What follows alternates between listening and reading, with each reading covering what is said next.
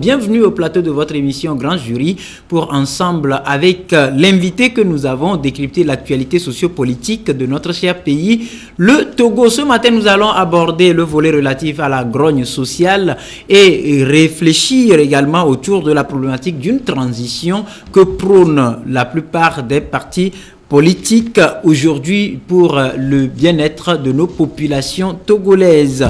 Et pour débattre donc de ces deux sujets, nous recevons pour vous autour de ce plateau Ildefonse Akpaki. Il est le directeur de publication du journal La Gazette du Golfe. Bonjour Ildefonse. Bonjour à Rodrigue et bonjour à tous les téléspectateurs et auditeurs de CAN-TV.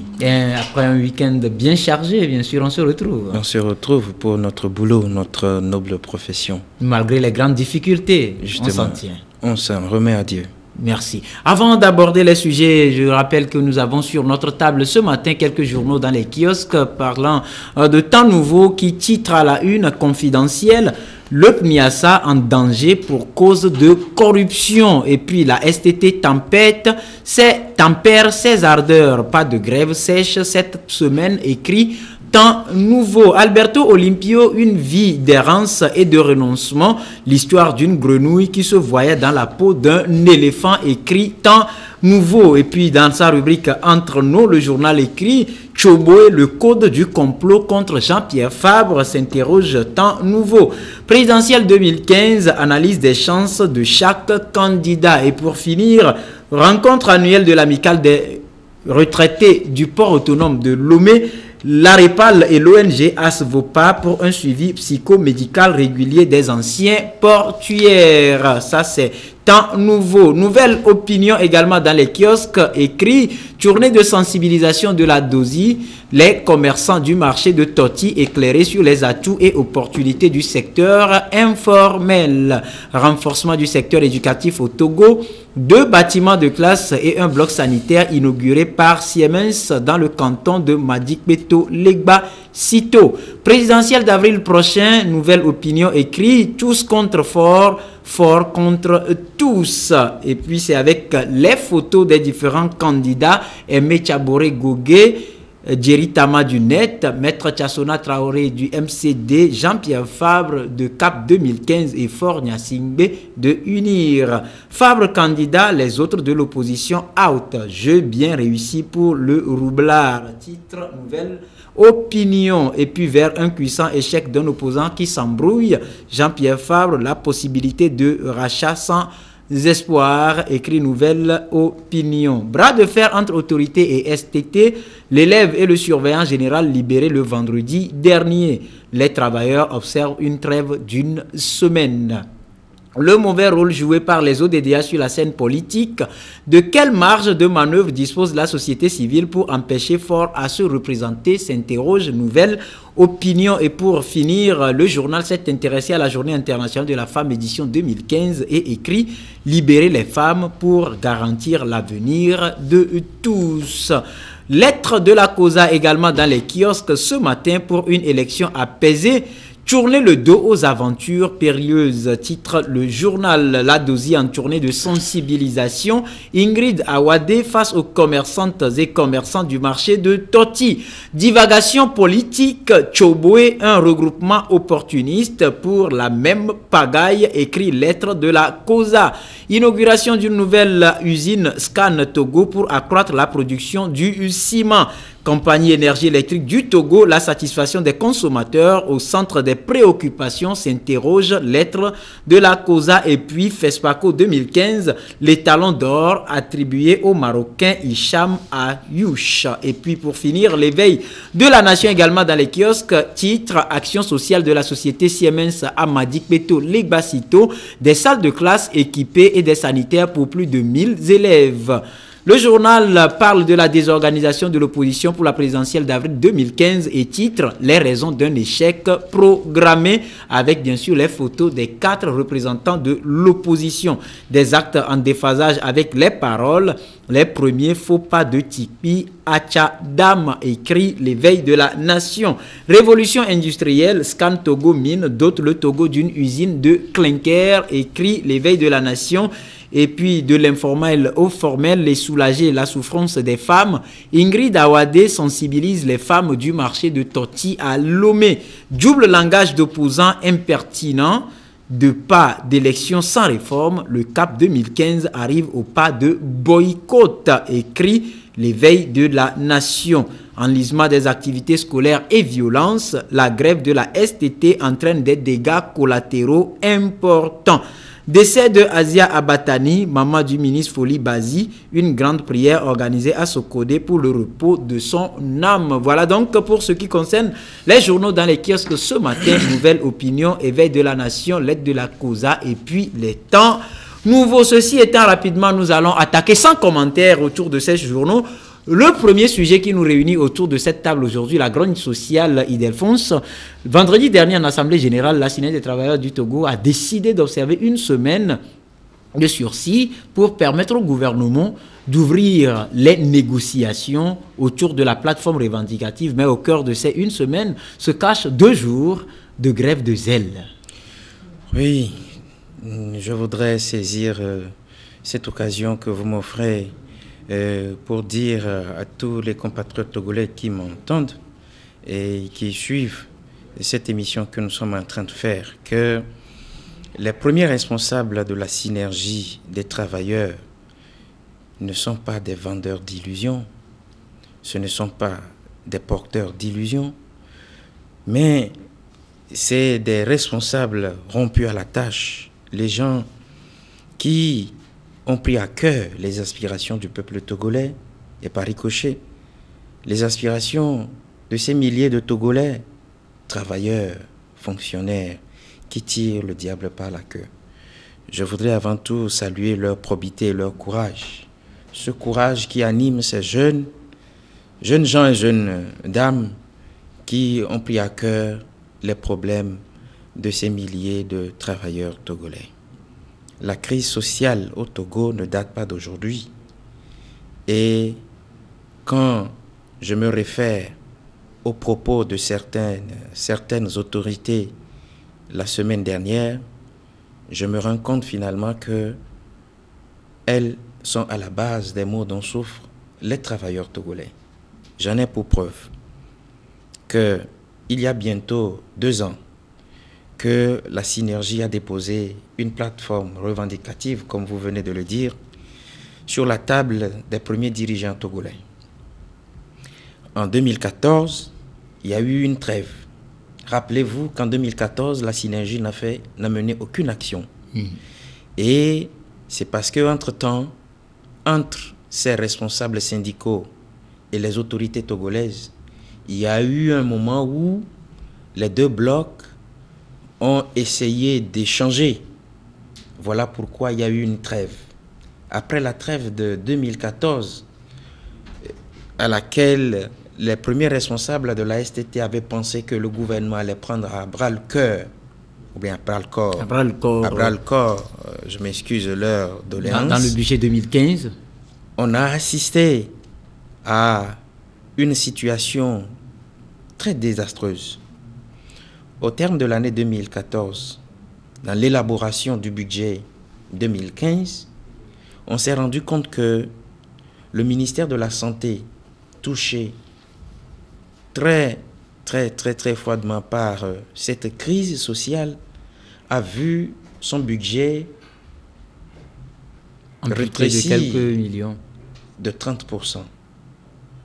Alors, rendez-vous compte, si effectivement les premiers responsables de ce pays ont pris à bras le corps le problème qui mine le front social, est-ce que l'acte posé en diminuant de 30% le budget d'un secteur clé comme la santé peut résoudre le problème? Mieux, rappelez-vous également que en 1994, il y a eu une dévaluation, la dévaluation du franc CFA. Et depuis 1914, seul le Togo n'a pas fait d'augmentation de salaire et n'a pas opté pour cette politique d'accompagnement. C'est-à-dire qu'il fallait essayer de soutenir ces fonctionnaires par des mesures, ces mesures-là qui les aideront à être en dessous de ce qui leur arrive aujourd'hui. Mieux, c'est que le SMIC au Togo est le plus minable dans la sous-région ouest-africaine. Ce SMIC a évolué d'une manière où, en 2008, le SMIC était à 13 000. 13 000 pour ces fonctionnaires qui n'étaient pas qualifiés, c'est-à-dire, entre guillemets, qui n'avaient pas fréquenté un grand niveau. Voilà, un grand niveau. Alors, de 2008, le SMIC est arrivé partant de 13 000 à 28 000. Or, déjà, il y avait des fonctionnaires qui gagnaient 28 000, qui ont été rattrapés par ceux qui gagnaient 13 000. Alors, donc, du coup, ils doivent aussi connaître une augmentation qui n'a pas été faite. En 2011, il y a eu une augmentation du SMIC à 35 000. Et donc, tous ceux qui gagnaient 35 000 ont été rattrapés entre-temps par ceux qui gagnaient 28 000. L'écart creusé a fait aujourd'hui que l'on se dit, si dans les années à venir, le SMIC doit encore évoluer, vous savez, au Togo, lorsque vous atteignez 150 000 francs, ça c'est le prix, c'est le salaire d'un doctorant au Togo, 150 000 francs d'un doctorant. Et donc, si aujourd'hui... Contrairement à ce qui se passe dans d'autres pays d'Afrique. Justement. Si aujourd'hui on est parti de 13 000, de 28 000, de 35 000, et que le SMIC doit évoluer, il y a une injustice sociale qui se fait entendre, qui se fait voir. Ceux qui n'ont pas de statut, qui gagnaient 13 000, regardez comment ils ont évolué. Aujourd'hui, ceux qui ont un niveau. Est-ce à dire qu'en quelque sorte que cette façon d'augmenter le SMIC ne prend pas en compte les différentes catégories? Pas du tout. Voilà pourquoi la STT dit aujourd'hui qu'il faut revoir la grille salariale. Il faut essayer de corriger cette injustice. 2 points clés. D'abord, il y a le doublement de la valeur indiciaire pour rattraper le retard de 21 ans. Parce que j'ai fait allusion tout à l'heure à 1994 où il y a eu la dévaluation. Et depuis 1914 jusqu'à aujourd'hui, il n'y a pas eu d'augmentation de salaire. Il n'y a pas eu mesure d'accompagnement.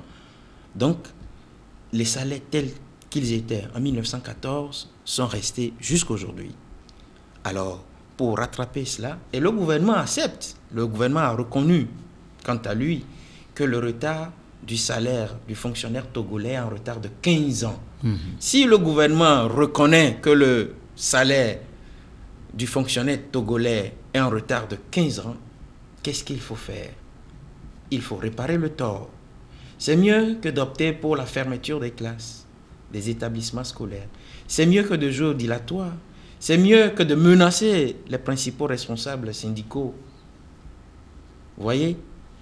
Et la deuxième chose, je l'ai touché tout à l'heure, c'est le redressement de la grille salariale sur augmentation des SMIC entre 2008 et 2011 jusqu'à aujourd'hui.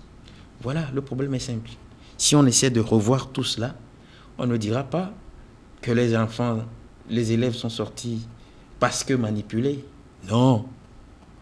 C'est le dilatoire dont a fait montre le gouvernement togolais depuis la nuit des temps. Est-ce qu'il s'agit de dilatoire, puisque le gouvernement dit avoir dos au mur et nous sommes tous conscients qu'on ne peut pas régler tout ce problème en claquant juste les doigts? Vous savez que... Parce que nous savons tous que le Togo revient de très loin. Un gouvernement responsable ou bien des autorités responsables qui ont la gestion d'un État sont ces dirigeants-là, ces autorités-là qui dévancent les événements. Une chose, c'est de prévoir, l'autre chose, c'est d'avoir la capacité de satisfaire les prévisions. J'ai dit tout à l'heure que depuis 1994, le Togo est et reste le seul pays qui n'a pas opté pour les mesures d'accompagnement pour amoindrir un tant soit peu la paupérisation, pour amoindrir la précarité dans laquelle vivent ces millions de fonctionnaires togolais. Si sous d'autres cieux ça a été fait, pourquoi pas au Togo? Et j'ai rappelé tout à l'heure que le dépôt qui a été fait des doléances date de 2 ans. Un gouvernement digne de ce nom qui discute. Il y a quand même eu les acquis de 20 000, 30 000. Qui ont été à un moment donné remis en cause, qui sont source de discussion encore aujourd'hui. Et le gouvernement dans tout cela, le gouvernement togolais bien sûr, quand vous le voyez agir, c'est que c'est un gouvernement qui, quand il y a un problème, on ne cherche pas à résoudre une fois pour de bon le problème. On cherche juste un palliatif. Et je me rappelle que ces histoires de 20 000 et 30 000, quand j'ai écouté la première responsable, la coordinatrice de la STT à l'époque, elle disait que les ministres en face de qui ils étaient pour négocier ont dit que c'était un cadeau du chef de l'État. Aujourd'hui, dans les discussions, on a voulu intégrer ces 20 000 et 30 000 pour un tout petit peu revoir les salaires. Mais le gouvernement a dit non. Mais pire, le chef de l'État nous a dit dans ce pays, lors d'un de ses discours, qu'il faudrait, face à ce remous constaté sur le front social, organiser les assises dans la santé et l'éducation, puisque ce sont ces 2 secteurs-là qui sont les secteurs foudroyés par ces remous-là. Mais la grande question est de savoir pourquoi les promesses du chef de l'État ont été restées lettres mortes. Et l'autre question ici de savoir s'il n'y a pas eu de contraintes, parce que s'il n'y a pas la volonté, le chef de l'État ne peut pas amuser la galerie et faire une telle déclaration dans son discours. Je crois que, moi je l'ai toujours dit, que j'ai toujours douté de la bonne foi du chef de l'État togolais. Je le dis.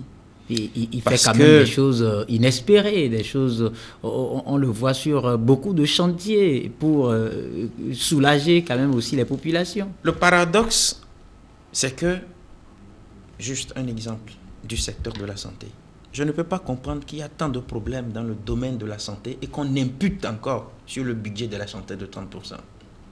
Et sur cette question, si vous permettez, c'est vrai que j'ai envie de poser la question aux parlementaires qui ont étudié ce budget et qui ont voté, y compris par exemple les députés de l'opposition qui ont accepté voter cette amputation de 30% sur le budget de la santé. Non, je crois qu'il faut situer. Pourquoi est-ce qu'on ne pose pas le débat sur ce plan? Justement, et c'est un débat qu'il faut poser en invitant les députés autour d'une table pour qu'ils nous expliquent un tout petit peu. Mais l'équivoque que je veux lever dans les déclarations que vous avez faites tout à l'heure, c'est que le budget n'a pas été voté par l'opposition. Non, j'ai dit y compris les députés de... Ah, d'accord, je vous comprends. Oui. Mais il y a quand même eu les députés de l'UFC. Il y a eu des députés d'autres partis. Je crois que... qui se réclament de l'opposition. Je crois qu'à la veille des législatives passées, c'était le CAR qui avait demandé qu'on sache réellement la position de l'Union des forces de changement. C'était une raison valable, qu'on sache, parce que le bon sens aurait voulu que quand vous et moi, nous constituons un groupe, que je ne sois plus opposant à ce groupe. Je ne peux pas comprendre que l'UFC est au gouvernement et en même temps opposition à ce gouvernement-là. On a parlé à l'époque de gouvernement d'ouverture. C'est du farfelu. Je ne peux pas comprendre. Revenons-en à cette situation. Je maintiens, est-ce que les parlementaires n'étaient pas en droit d'interpeller le gouvernement sur cette amputation sur le budget du ministère de la Santé? Je crois que c'est leur droit. Il y a la loi fondamentale togolaise qui donne droit aux députés d'interpeller les gouvernants, puisque la mission première de l'Assemblée nationale, c'est le contrôle de l'action gouvernementale. Et si tel n'a pas été le cas, comprenez donc que l'exécutif, sinon ceux qui sont dans l'exécutif, pour mieux dire, le parti qui détient aujourd'hui le pouvoir exécutif, c'est le même parti qui détient le pouvoir législatif. La majorité à l'Assemblée. Voilà. Et donc, on est prêt à le faire quand ça nous avantage. On n'est pas prêt à le faire quand ça ne nous avantage pas. Je retourne la question, est-ce que ce n'est pas parce qu'il y a des priorités dans d'autres secteurs que le gouvernement a jugé bon d'amputer un tout petit peu sur le portefeuille de la santé pour peut-être investir dans des infrastructures? Quel secteur par exemple? Quel secteur par exemple? Je crois qu'il faut s'en tenir, il faut prendre à juste mot les propos du chef de l'État. Je reviens encore là-dessus. Un chef d'État, c'est quelqu'un qui est considéré comme un chef d'une famille. Et quand vous êtes chef d'une famille et qu'il y a des problèmes dans votre famille et que vous vous taisez, soit vous êtes complice ou soit vous êtes l'instigateur même de ce problème.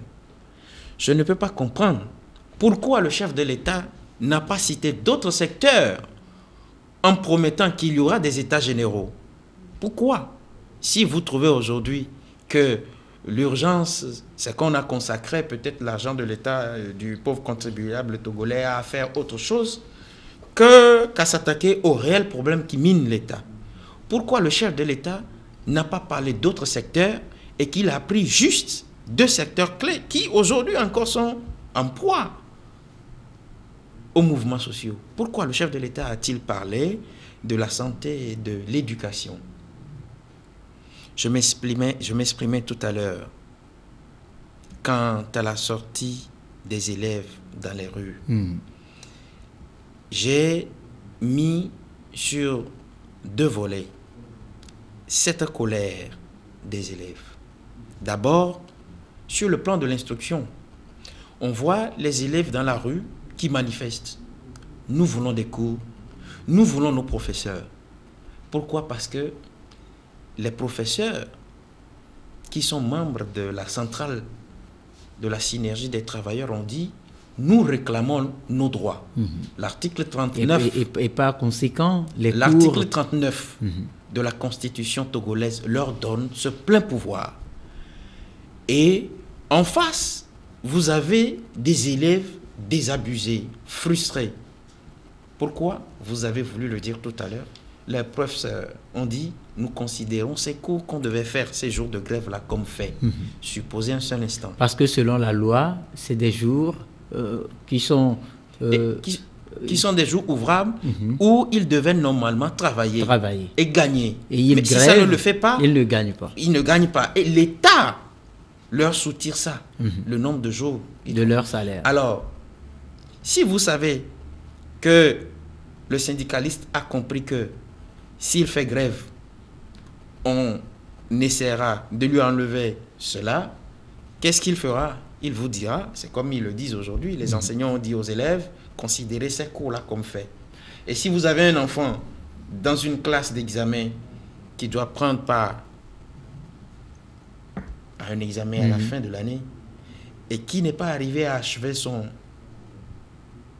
programme, qui va aux examens, il fera quoi si éventuellement les épreuves portaient sur ces cours-là qui n'ont pas été faits ces jours de grève? C'est justement les préoccupations du gouvernement. Quand on écoute le ministre de l'enseignement primaire et secondaire qui estime que c'est un retard dans l'année scolaire parce qu'ils ont prévu dérouler l'année selon un chronogramme donné aujourd'hui. Il y a plus de 2 semaines de cessation de cours.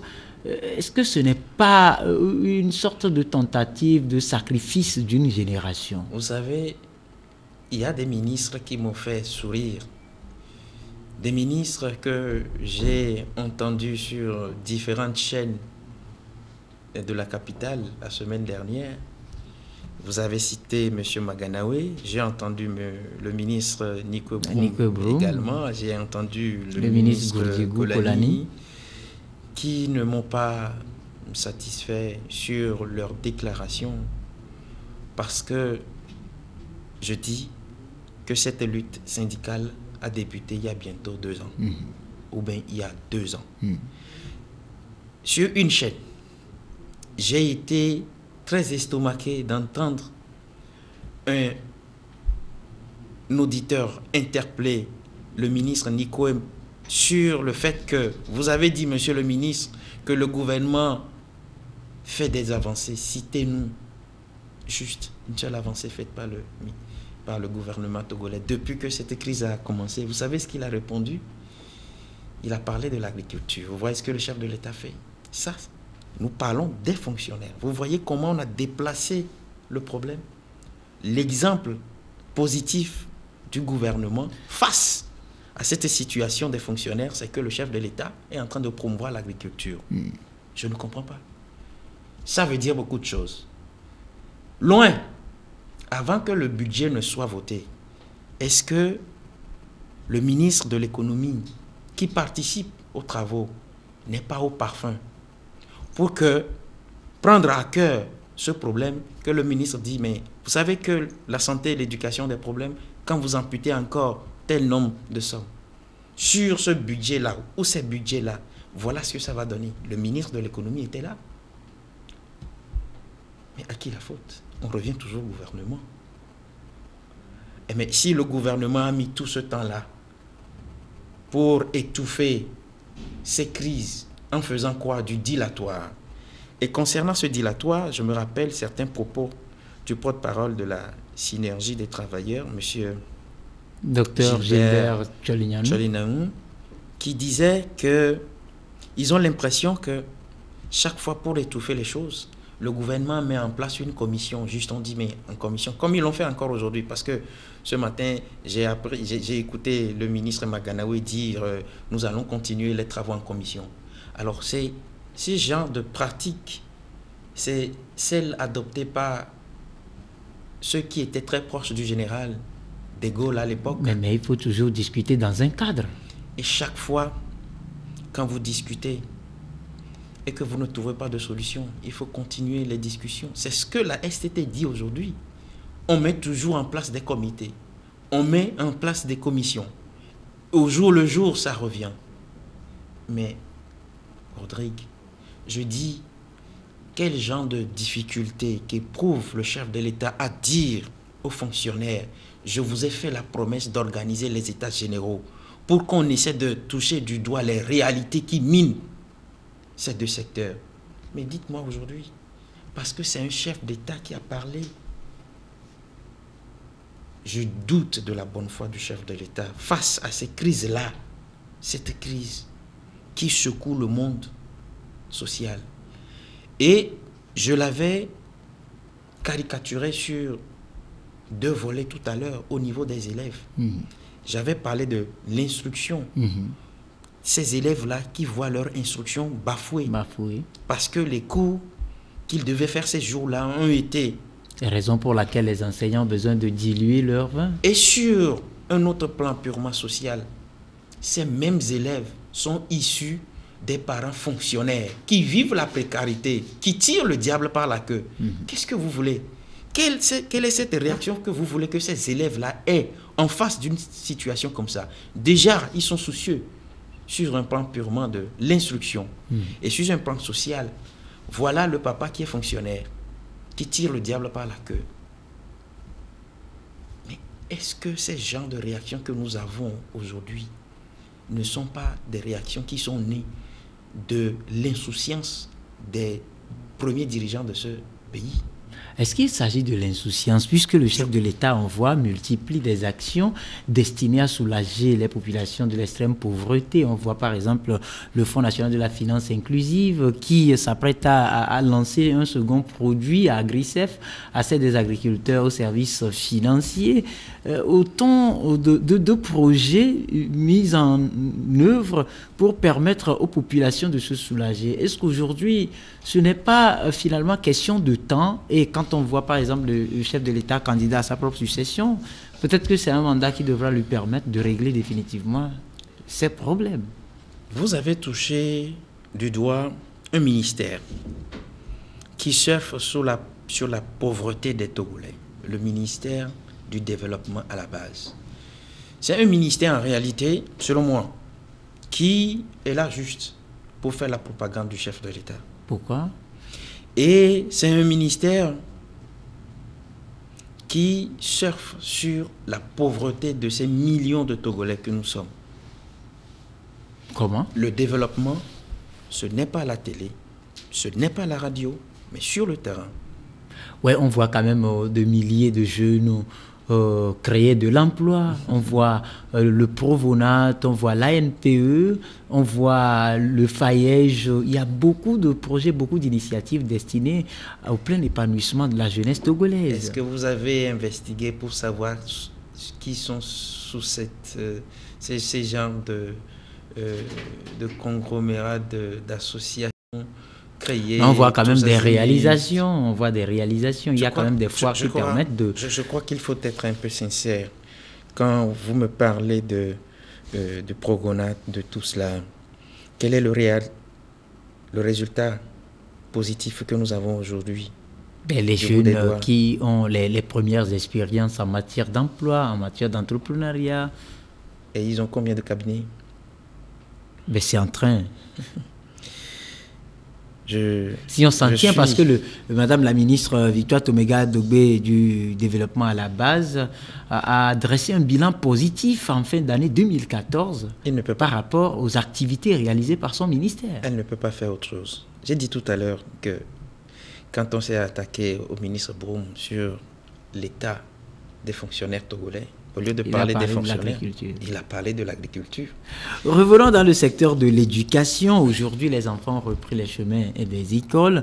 Mais la semaine passée, on a parlé de ce qu'on peut encore appeler une nouvelle grève. Cette fois-ci, c'est les chefs des établissements publics primaires, préscolaires et primaires qui menacent de ne pas organiser les compositions de deuxième et troisième trimestre, ni le CEPD, parce qu'ils n'ont jamais touché, depuis qu'on a déclaré gratuite l'éducation préscolaire et primaire, qu'ils n'ont plus de mesures d'accompagnement, qu'ils n'ont jamais touché un seul rond des fonds péris investis par les partenaires pour assurer l'éducation au Togo. Vous trouvez qu'ils n'ont pas raison? Vous trouvez qu'ils n'ont pas raison de faire valoir leurs droits? Allez vous poser la question de savoir, ces ministres qui font des voyages, ces missions, ne sont-ils pas payés? N'ont-ils pas de primes de mission, primes de voyage? Le Premier ministre qui a tempêté la dernière fois, ces primes de mission ne sont-ils pas payées? Est-ce qu'ils donnent ça à des orphelinats? Non mais soyons sérieux. Quand vous prenez un engagement, un autre exemple qui me vient à l'esprit, c'est ce que le ministre de l'enseignement primaire et secondaire avait dit à la rentrée, qui dit, je sais que c'est un acquis qu'on paie la prime de rentrée et de la bibliothèque, mais au moment opportun, on a su qu'il y a eu une fin scolaire, mais on n'a pas su qu'il y aura une rentrée scolaire. Et le ministre dit, ça je crois que c'est un acquis. Mais l'acquis, il faut le réaliser. Et il a donc fallu que les enseignants entrent en grève. J'ai finalement compris cette maxime qui dit qu'il n'y a qu'un peuple dérangeant qui se fait respecter. Je crois que face à ce régime tel que nous l'avons au Togo, il faut se rebeller parce que la gouvernance a des problèmes. Le droit, pour l'obtenir au Togo, il faut se rebeller. Il faut s'insurger. Il faut dire à l'autorité, ça c'est mon droit, avant que l'autorité, normalement, ne s'exécute. Cela n'est pas normal. On a toujours dit, gouverner, c'est prévoir. Tout ce qui se passe aujourd'hui, sur le terrain ou sur le plan social, est-ce que 2 ans après, si vraiment nous étions en face d'un gouvernement responsable, on n'arrivera pas à éviter tout cela là? Des ministres qui ont leur garage climatisé, ils gagnent combien? Vous avez vu, vous avez été, vous avez été dans ces garages climatisés là. Vous voulez que je vous en dise plus? Ces gens qui sont autorités, gros bonnets, qui envoient des milliards sur le compte de leurs enfants à l'étranger. Aujourd'hui, il est plus que pertinent d'œuvrer à sauver cette situation. Qu'est-ce que vous pensez que les différents camps peuvent faire aujourd'hui pour éviter de situations dramatiques qu'on a connues de par le passé? Quand on veut parler par exemple des 2 enfants qui ont payé le Grand Prix pour avoir sorti dans les rues, réclamer leurs professeurs. Qu'est-ce qu'on peut faire pour éviter tout ça, oui, de tous les côtés? Je voudrais très humblement m'incliner devant la mémoire de Douti et de Anselme qui ont payé le lourd tribut. Vous rappelez le lourd tribut de cette insouciance des autorités togolaises. Parce que la loi fondamentale togolaise dit que c'est l'État qui assure l'éducation. Si tel doit être le cas, qu'est-ce que le gouvernement fait concrètement pour qu'on touche du doigt les réalités de ces avancées, de ces points positifs qui ont été faits? Je crois savoir que c'est la roublardise et le dilatoire dont a fait le gouvernement qui le rattrape aujourd'hui. On a écouté des compatriotes qui ont participé à des émissions et qui ont dit, mais pourquoi au début des négociations, le gouvernement n'a pas eu le courage de dire, voilà ce que nous avons. Mais le gouvernement prend à cœur tout cela. Et au moment de réaliser, le gouvernement fait le faux fuyant. On nous parle aujourd'hui de relevé de notes. Et on trouve que les premiers responsables de la STT ont violé ce relevé de notes. Mais moi, j'ai eu copie de ce relevé de notes. Les gens ont dit, nous irons voir notre base. Au point 6. C'est ce que notre base dira que nous ferons. Vous trouvez aujourd'hui qu'ils ont violé le relevé. Mais d'ailleurs, en matière de violation, les premiers dirigeants togolais ne sont pas des gens à nous donner des leçons. Revenons à la solution proposée. Qu'est-ce qu'il faut faire aujourd'hui pour que cette situation soit décantée et conduise à l'apaisement? Vous avez pris langue avec des gens qui vous avaient fait des promesses il y a 2 ans. Vous avez fait des promesses. Réalisez ces promesses, c'est tout. Jouez, faites montre de votre honnêteté. Et les gens vous comprendront, c'est tout. Vous ne pouvez pas me promettre de me donner 10 000 francs demain matin. Vous m'assurez. Demain matin, je me pointe chez vous et vous commencez par me baratiner. Et peut-être que par après, il y a cette séance-là qu'on parle d'urgence quelque part, ou peut-être de contretemps, ou peut-être de prévisions qui n'auraient pas marché. Ça, c'est à comprendre. Est-ce que vous vous rendez compte que le FNFI dont vous avez fait cas aujourd'hui, oui, le Fonds national de la finance inclusive qui a déjà touché plus de 300 000 personnes en 2014. Quand on nous a exposé le produit, on nous a dit que c'est le chef de l'État qui finance le FNFI. Il y a quand même des partenaires au projet. Après, il y a la Banque mondiale. C'est lui qui l'a lancé. On a dit c'est un produit du chef de l'État. Après, ils ont eu des partenaires. Je n'en disconviens pas. Le chef de l'État n'était-il pas là quand les problèmes dans le monde social ont commencé? C'est la grande question. Pas plus tard que 2 semaines, le chef de l'État a mis la main à la poche pour sortir 1 milliard et quelques, payer des véhicules militaires à l'armée. Pendant tout ce temps, il y avait cette crise sociale-là qui secouait. C'est parce que là, on parle également d'insécurité, l'insécurité maritime, d'insécurité qui guette tous les pays d'Afrique de l'Ouest aujourd'hui. Vous n'êtes sans savoir qu'il y a l'avènement de Boko Haram. Je ne dis pas que ce qu'il a fait est mauvais. Donc il faut préparer les militaires à intervenir. Je ne dis pas que ce qu'il a fait est mauvais, mais je vous présente certains aspects de l'exécutif togolais. Pendant qu'il y a des problèmes, et les 909 millions dont on a parlé, mais est-ce qu'on l'a brandi comme étant l'argent chaud que les travailleurs devaient avoir? Mais pose-moi la question de savoir jusqu'à aujourd'hui si les 909 millions sont encore disponibles. Donc en clair, si on comprend bien, le gouvernement doit respecter ses engagements. Point final. Point final. Très bien, nous allons aborder l'autre volet de notre rencontre du jour, réflexion autour de la problématique d'une transition. C'est vrai que les acteurs sont engagés dans le processus électoral pour le scrutin du 15 avril prochain, un scrutin à l'issue duquel sera élu le prochain dirigeant du Togo. Aujourd'hui, des candidats sont en lice. Au même moment, il y a d'autres mouvements, soit qui appellent au boycott, d'autres qui appellent encore à l'opérationnalisation des réformes avant la tenue de toute élection au Togo.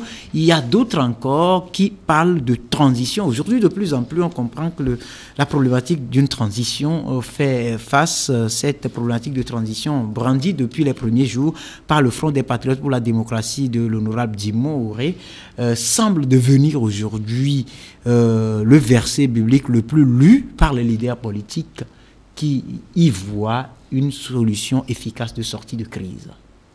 Je voudrais faire remarquer que si la présidentielle doit se tenir le 15 avril, comme ça a été T'as un peu plus d'un mois. Ça a été dit par le communiqué de la Cour constitutionnelle, constitutionnelle et du gouvernement togolais.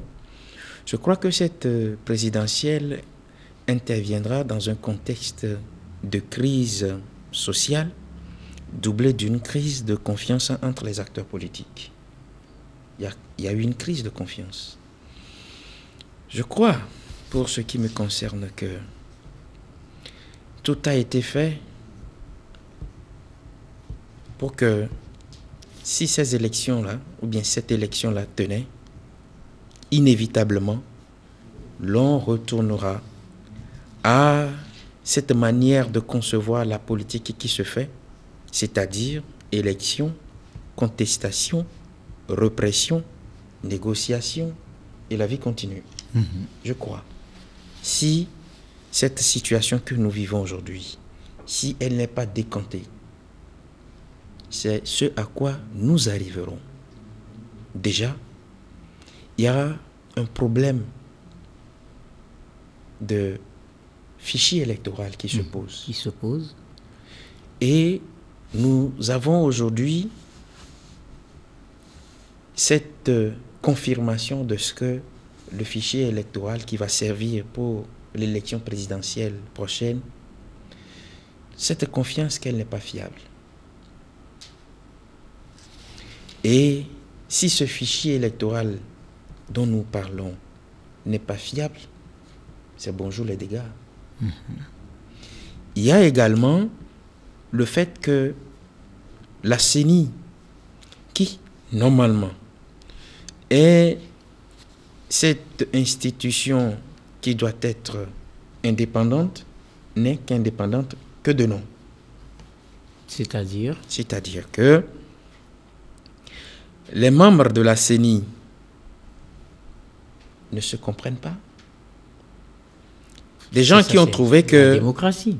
Des gens qui ont trouvé que, nous référant à la constitution togolaise, s'il faut maintenir la date des élections ou bien de l'élection présidentielle telle qu'elle est, je crois que déjà en décembre, on devait convoquer le corps électoral. Article 61 de la constitution togolaise qui dit 75 jours plus tôt et 60 jours plus tard.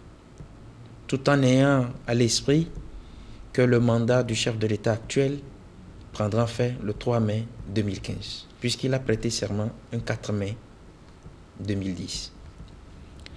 Alors, quand vous mettez tout cela ensemble, et que vous vous rendez compte même que la CENI qui organise, qui prépare cette élection-là, son délai légal est imparti, et que ce qu'il y a lieu de faire, c'est d'appeler la classe politique à s'asseoir, dire aux acteurs politiques de s'entendre sur le minimum pour qu'on évite tout ce qui se passe aujourd'hui.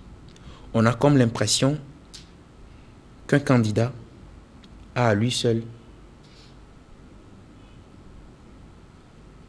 tout ce qu'il y a, la CENI, la Cour constitutionnelle et tout ce dont on a besoin pour que l'on proclame ce dernier vainqueur d'avance.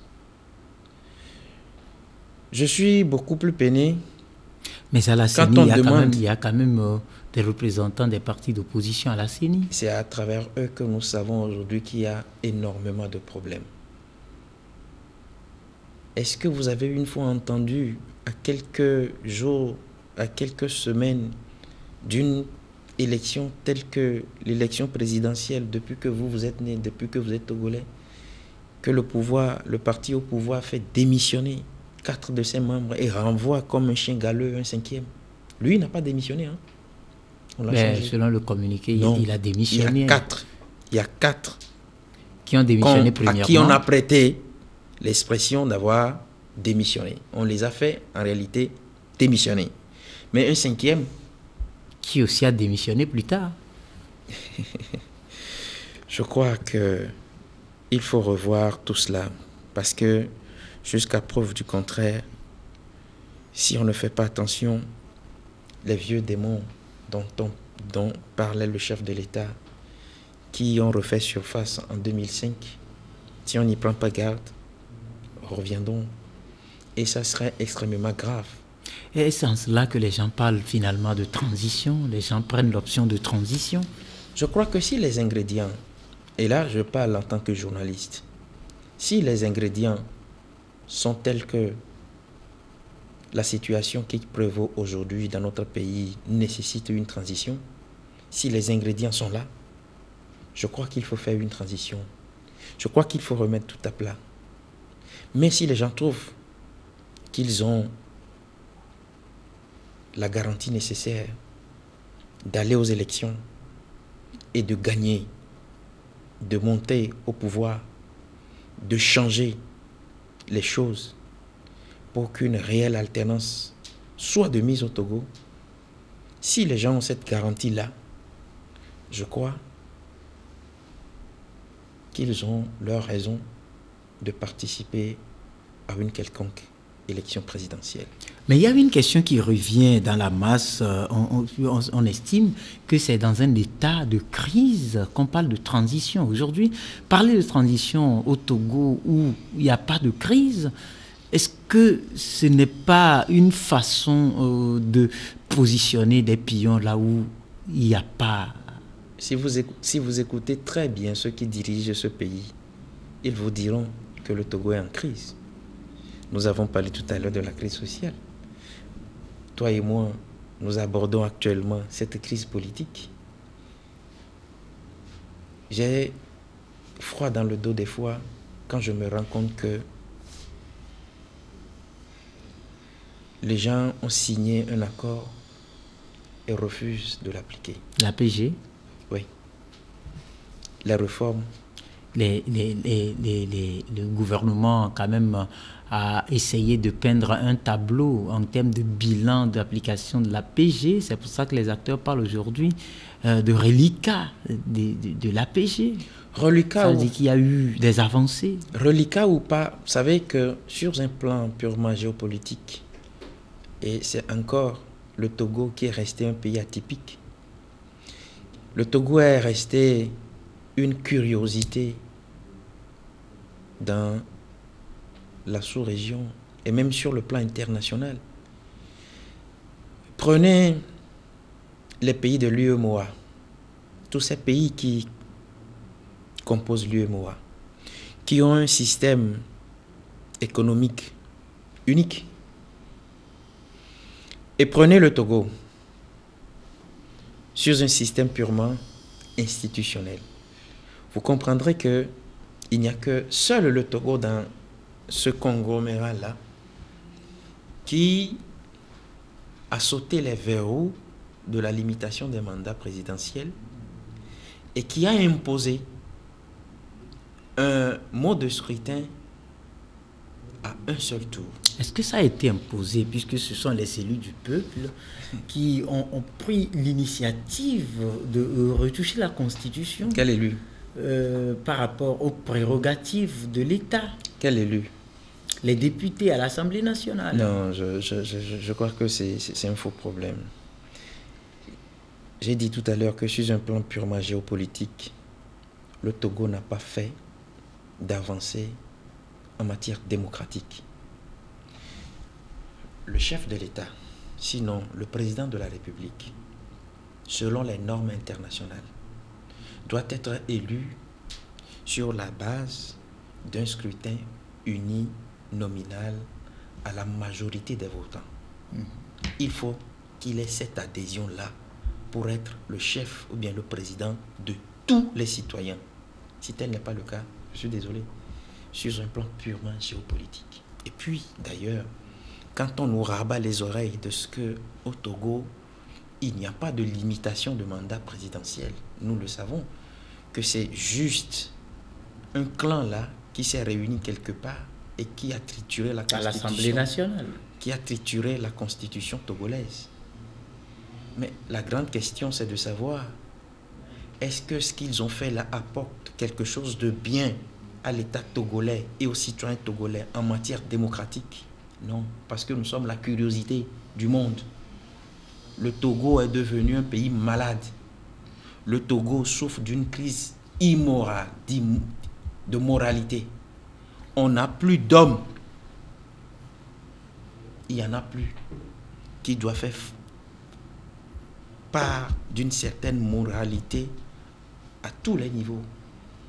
Vous savez, j'ai parlé tout à l'heure des promesses du chef de l'État qui n'ont pas été tenues. Quand nous revenons maintenant sur un plan purement politique, les réformes, les politiques ont commencé. Les chefs de mission Togo sont revenus là-dessus. Les chefs des églises, certains chefs traditionnels. Mais est-ce que vous vous rappelez, c'était l'une des exigences posées par le CST à l'époque, avant que les premiers responsables ne prennent part aux élections de juillet 2013, les législatives. Et il a fallu que les deux chefs d'État, Goodluck Jonathan et Ouattara, viennent pour calmer l'opposition, pour leur donner une garantie. Au terme de ces élections législatives-là, le pouvoir a accepté de faire les réformes. Qu'est-ce qu'elles sont devenues aujourd'hui? Par rapport aux réformes, nous savons que l'APG a été conduit par un gouvernement dirigé à l'époque par l'opposition. Je voudrais parler de Maître Apollinaire Yaovi Madi Abouibor qui a conduit les travaux. Oui. Et les acteurs ont signé à l'époque l'APG. Mais est-ce que vous comprenez pourquoi il n'a pas, en tant que chef du gouvernement à l'époque, pesé pour que ces réformes soient opérées? Il est incompétent, c'est tout. Mais les gens parlent de plus en plus de manque de soutien au niveau de ses amis de l'opposition, comme on peut aujourd'hui le constater par rapport à CAP 2015 et ses adversaires de l'opposition, si on peut les appeler ainsi. Je crois que si vous posez le problème de la sorte, je ne serai pas d'accord. Maître Agboibo a fait un lobbying, et tout le lobbying que Maître Agboibo a fait avant qu'il ne soit nommé Premier ministre à l'époque, on le sait. Mais quand tu usurpes d'une place, il faut t'attendre aux conséquences de cette usurpation-là. Et c'est ce qui est arrivé à Maître Agboibo. Mais Maître Agboibo pouvait, à la limite, essayer de convaincre ceux-là qui étaient encore proches de lui et qui ont dit à un moment donné que nous n'allons pas venir. Il pouvait les convaincre s'il voulait. Mais je parle d'abord d'une usurpation. Et cette usurpation a eu pour conséquence le fait que tout le temps que Maître Agboibo a passé là-bas n'a pas été du goût, n'a pas été un satisfecit pour les Togolais. Mais je serais beaucoup plus malhonnête si moi, j'étais à la place des gens du CAR pour dire que c'est parce que l'UFC a refusé de venir au gouvernement qu'on n'a pas pu réussir la transition. C'est malhonnête. C'est très malhonnête. On a peut-être encore 2 minutes à partager ensemble. Je propose qu'on parle un peu d'Alberto Olympio, qui, à la dernière minute, n'a pas pu confirmer sa candidature, mais qui a saisi la Cour constitutionnelle et estime qu'il faille faire l'audit du fichier électoral et qu'à ce moment-là, il pourra logiquement déposer sa candidature. J'informe à travers vos micros que tout à l'heure, à 10h, il est en train de donner une conférence de presse pour éclairer l'opinion sur... C'est de mêler avec la justice. Justement, sur un certain nombre de points dont je ne maîtrise pas trop. Mais je sais qu'il y a une conférence de presse. Monsieur Alberto est un responsable politique qui était entre-temps dans la course, mais qui à un moment donné s'est retiré Parce que les deux références, la Constitution et le Code électoral, lui donnent ce pouvoir d'avoir accès au fichier électoral. D'avoir accès au fichier électoral. Parce que la loi parle du contrôle du fichier électoral. Il est dans son rôle. Il est dans son droit. Nous avons parlé de ce fichier électoral et comme il a demandé, si déjà le fichier qui lui a été remis en PDF, on a pu constater qu'il y a 40% de doublons, nous pensons que c'est un fichier qui doit être audité. Je suis d'accord avec lui.